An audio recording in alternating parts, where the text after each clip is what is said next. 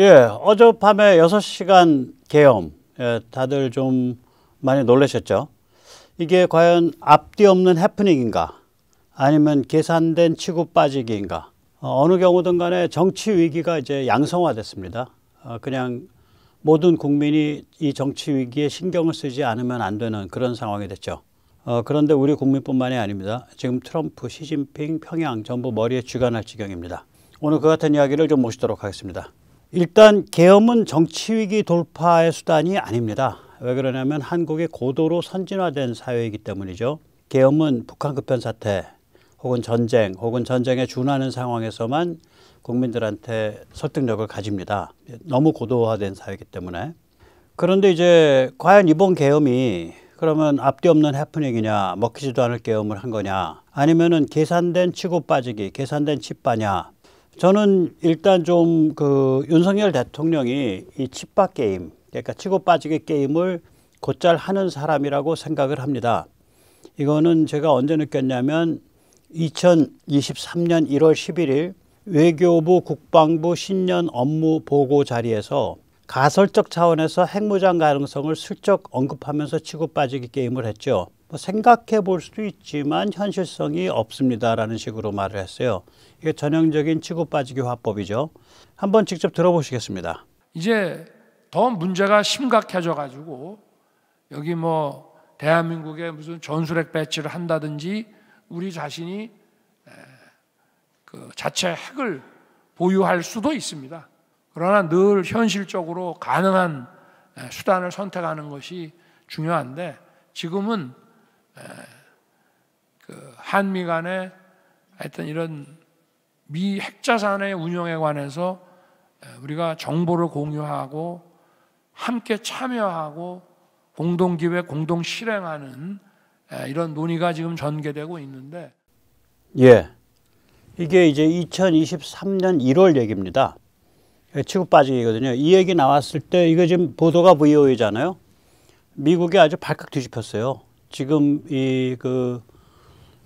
지금 이제 외국 언론에서 보면 한국 계엄 사태 엄청 다루거든요. 근데 그거처럼 막 한꺼번에 다루지는 않았는데 훨씬 더 중요한 커뮤니티, 그러니까 정보계통 혹은 군사계통 전문가들이나 학자들이 이 한국의 핵무장 가능성에 대해서 그냥 갑론을박을 계속했다고요. 그러면 이게 어떤 효과를 가지고 왔냐? 예, 2023년 1월의 치고 빠지기 덕분에 미국이 뒤집혔고 그 결과 4월 26일 윤석열 바이든 워싱턴 선언에서 한미 동맹을 핵 기반 동맹으로 한다는 걸 선언됐다고요. 이게 뭐냐면 여차하면 미국이 핵무기를 사용할 것을 확약한 그런 동맹이 됐어요. 이게 어려운 확약이거든요. 예, 어려운 확약입니다. 그래서 이 워싱턴 선언에 따라서 2023년에 한미 핵협의그룹 NCG가 만들어졌죠.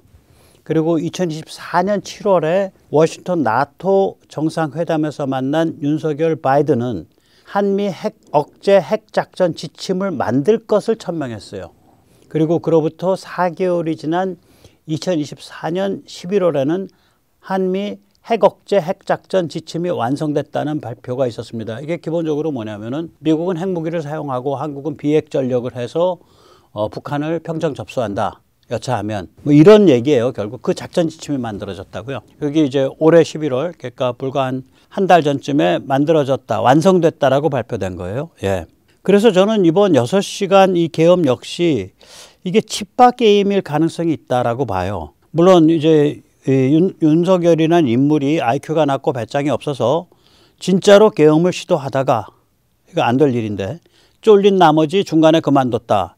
이렇게 뭐 주장을 하고 그렇게 보시면은 뭐 반박할 생각은 없어요. 되게 이런 논조가 지금 그 언론에서 계속 떠들고 있는 논조죠. 뭐 저는 그렇게 생각하지 않아요. 이게 계산된 칩바일 가능성이 계산된 치고 빠지기 게임일 가능성이 한 51% 이상 된다. 저는 그렇게 보는 입장입니다. 예, 오늘 그 같은 이야기를 좀 모시기 전에 먼저 세뇌 탈출 자유구독료 부탁 말씀 올립니다. 아시다시피 세뇌 탈출은 광고가 잘 붙지 않습니다. 예, 붙더라도 천천히 붙는 경향이 있습니다.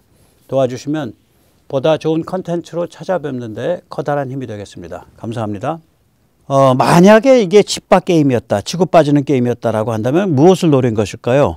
우선 첫째는 국민에게 국정마비의 주범이 국회라는 것을 널리 알리고 폭로하는 겁니다. 많은 사람들은 대통령이 마치 엄청난 권한을 가지고 있고 제왕적 대통령이다, 이런 관념을 가지고 있죠. 뭐 조선일보 같은 데서 계속 지졌던 소리가 제왕적 대통령, 제왕적 대통령, 그래서 이원집정부제 해야 된다, 뭐 그래서 뭐 이런 거 해야 된다, 이런 의원 내각제 해야 된다, 이렇게 주장했었잖아요.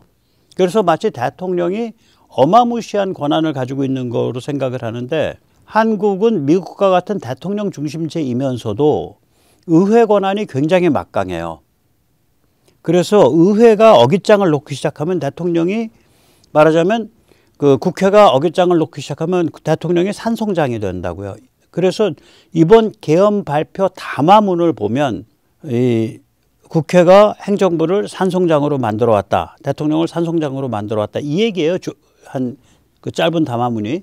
그래서 한번 직접 보시죠. 지금까지 국회는 우리 정부 출범 이후 22건의 정부 관료 탄핵 소추를 발의하였으며, 지난 6월 22대 국회 출범 이후에도 10명째 탄핵을 추진 중에 있습니다. 이것은 세계 어느 나라에도 유례가 없을 뿐 아니라 우리나라 건국 이후에 전혀 유례가 없던 상황입니다. 판사를 겁박하고 다수의 검사를 탄핵하는 등 사법 업무를 마비시키고 행안부 장관 탄핵, 방통위원장 탄핵, 감사원장 탄핵, 국방장관 탄핵 시도 등으로 행정부마저 마비시키고 있습니다. 국가 예산 처리도 국가 본질 기능과 마약 범죄 단속, 민생 치안 유지를 위한 모든 주요 예산을 전액 삭감하여 국가 본질 기능을 훼손하고 대한민국을 마약 천국, 민생 치안 공황 상태로 만들었습니다. 민주당은 내년도 예산에서 재해대책 예비비 1조 원, 아이돌봄 지원수당 384억, 청년 일자리, 심해가스전 개발 사업 등 4조 1천억 원을 삭감하였습니다. 심지어 군 초급 간부 봉급과 수당 인상, 당직 근무비 인상 등 군 간부 처우 개선비조차 제동을 걸었습니다. 예, 이 얘기예요. 그러니까 국회가 지금 국정을 마비시키고 있다. 이 얘기가 계엄을 이제 해제한다고 발표한 새벽 4시 담화에도 같이 나옵니다. 그래서 이 기본적으로 보면은 국민들한테 지금 상황이 이렇게 가고 있는 것이 결국은 국회가 대통령이나 행정부를 아무 일도 못하게 하고 있는 거다, 이렇게 이 사정을 국민한테 널리 알리는 계기가 됐다고 봐요. 둘째는 뭐냐면, 이게 만약에 집밥 게임이었다면 또 하나의 목표는 민주당에 대한 경고입니다. 지금 민주당은 대통령과 이제 행정부를 딱 포위를 해놓고 아무 일도 못하게 산송장을 만들어가면서 또 그래서 무능한 정부다, 자기들이 무능하게 만들어 놓고 그런 이제 양쪽 칼을 쓰고 있거든요. 그러면 이대로 밀려가면 이제 주저앉아가지고 이제 민주당의 사냥감이 되고, 그 사냥 몰이 해주는 게 한동훈이 조선일보잖아요. 지금 상태가. 이대로 주저앉지 않겠다, 무슨 방법이든 끝까지 싸운다라는 의지를 밝혔다고 저는 봅니다. 민주당이 쫄은 걸까요? 감사원장과 중앙지검장에 대한 탄핵소추를 보류한다고 발표했습니다. 명분은 윤석열 퇴진에 집중하겠다는 것인데, 윤 대통령이 뭐 다른 건 몰라도 맷집이 워낙 좋아요. 인파이터예요. 그래서 아마 자기 발로 해야 하는 일은 결코 없다고 저는 생각을 합니다. 네. 그런데 이번 이제 6시간 계엄 칩밥 게임으로 머리에 쥐난 사람들이 있습니다. 우선 트럼프와 워싱턴이 머리에 쥐가 났습니다. 뭐 트럼프 좋아하시는 분도 많겠지만 솔직히 말씀드리면 트럼프는 입장 바꾸어 생각하는 능력이 매우 부족한 유형의 사람이죠. 그러니까 인기라든지 혹은 국민들에 대한 인상, 임프레션, 이런 거 중심으로 생각을 하지, 뭐 이 동맹관계, 그 다음에 상대방 국가, 아니 캐나다한테 대해서 야 미국의 51번째 주로 들어와, 이거는 거의 모욕적이잖아요. 그렇게 표현 안 해도 되는데 이제 미국의 유권자들의 표를 받는 게 중요하다고 생각을 하니까 그렇게 마구 그냥 내지르고 밟아버리는 그런 유형의 성격이에요. 한국 사정은 안중에도 없습니다. 이 사람은. 이건 어디서 나타나냐면 만약에 트럼프가 당선자 신분이었던 일기 때 얘기입니다. 2016년 11월 초순부터 혹은 대통령에 취임했던 2017년 1월 하순부터 박근혜 탄핵에 반대한다는 입장을 직간접적으로 밝히면서 직간접적인 영향력을 행사할 수 있었어요. 그런데 전혀 그러지 않았습니다. 탄핵이 프리패스 됐습니다. 심지어는 국방장관 렉스 틸러슨, 이 사람은 탄핵이 인용되기 기다렸다는 듯이 2017년 3월 17일에야 방한을 했습니다. 3월 10일이 탄핵 인용한 날이거든요. 그 다음에 이제 결정적인 건 이거죠. 트럼프는 2018년 6월 13일 지방교육감 선거 하루 전인 6월 12일에 싱가포르에서 김정은을 만났습니다. 이는 이제 문재인과 민주당에 엄청난 힘을 실어주는 그런 결과를 초래를 했죠. 네. 그래서 저는 이제 그 당시에 이제 트럼프가 반중 깃발을 들기 시작해서 지원을 해서 이걸 많이 꼬집질 않았고, 그 다음에 솔직히 말씀드리면 6월 13일, 6월 10일 만나서 우리가 못 나가지고 그것 때문에 선거에서 타격 본 건 사실이지만 그 육자회담을 깼다는 것 때문에 당시에 제가 이거는 그렇게 비난을 안 했어요. 근데 이제 지금 얘기 나오는 김에 다 얘기를 하면 이 사람이 이런 데 대해서 신경을 안 쓰는 사람이에요. 그냥 마인드셋이 없어. 그러니까 입장 바꿔서 생각을 한다든지 한국의 국내 사정을 고려한다든지 이런 게 없는 사람이에요. 그 마인드 자체가. 그러니까 이제 이제 브레인들이 보고서를 올려도 접수가 안 되죠. 이렇듯 이제 트럼프는 한국의 절박한 사정은 눈에 들어오지 않는 그런 유형의 사람입니다. 그런데 6시간 계엄 칩박 게임은 트럼프 머리에 찬물을 뒤집어 씌운 거죠. 워싱턴 사람들을 정신 번쩍 차리게 만든 겁니다. 한국에선 절체절명의 정치 내전이 진행 중이다. 당신은 별뜻 없이 돌을 걷어차도 우리 잘못 맞으면 우리는 죽는다. 한국을 중국에 내주기 싫으면 당신 알아서 잘 계산해라. 이런 메시지가 돼요, 이게. 예, 뭐 이거를 글쎄요, 윤 대통령이 알고 했는지 모르고 했는지 모르겠어요. 그러나 6시간 계엄 덕에 앞으로 이제 그 관세 혹은 방위비 분담 이런 그 민감한 한미 현안에 있어 한국에게 특별하게 더 치명적으로 불리한 조치들은 없을 거라고 저는 생각을 합니다.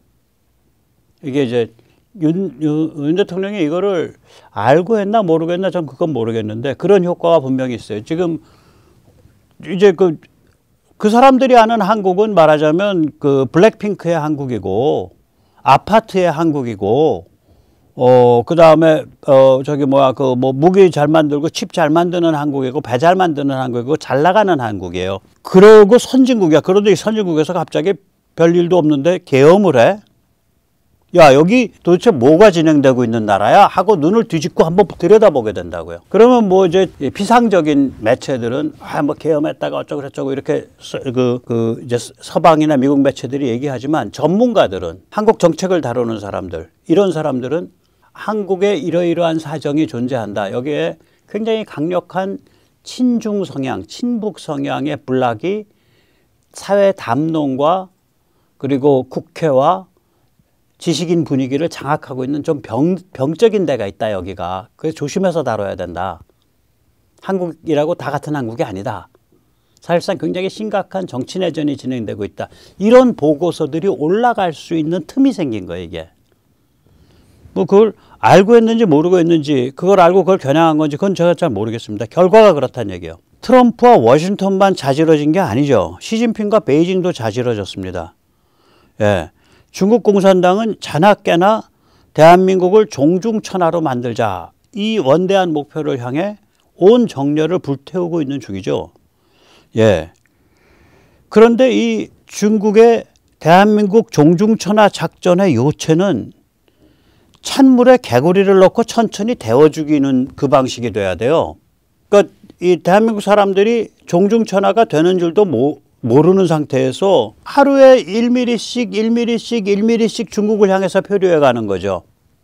아무 저항 없이 중국의 노획물이 돼가는 거예요, 대한민국이. 그런 과정이 중국이 원하는 과정이에요. 그런데 이게 집권 세력에 의해서 맹렬하고 위험천만한 저항이 있다? 그러면 이거는 얘기가 달라지죠. 예, 얘기가 달라집니다. 완전히 달라지는 거예요. 왜 그러냐면 중국 공산당의 입장은 어떤 이들은 무슨 생각을 갖고 있는 애들이냐면 사고방식이 국내 위기 타파를 위해서 필요하다면 대만 침공든 전쟁을 벌여야 한다라는 식의 사고방식을 갖고 있어요. 그걸 어떻게 하냐. 얘들은 이런 사고방식 갖고 있는 거거든요. 공산당 지배 권력 강화를 위해서는 미국과 서방 전체를 적으로 삼아야 된다. 그래서 긴장을 일으켜야 된다. 이게 얘들의 사고방식이에요. 이건 제 말이 아닙니다. 예, 트럼프가 임명한 백악관 국가안보수석 부보좌관 알렉스 웡의 얘기입니다. 그런 사고방식을 갖고 있으니까 당연히 거기서 한 걸음 더 나가면 전쟁을 통해 국내 위기를 타파한다. 이런 사고방식을 가지고도 남죠.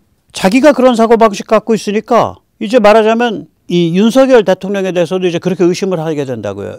6시간 계엄 사건을 지켜본 시진핑과 베이징의 관점에서는 윤석열이는 궁지에 몰리면 전쟁을 벌이고도 남을 인간이야. 그리고 나서 북한이 시작했다. 이렇게 주장하겠지. 라고 생각을 하게 돼요.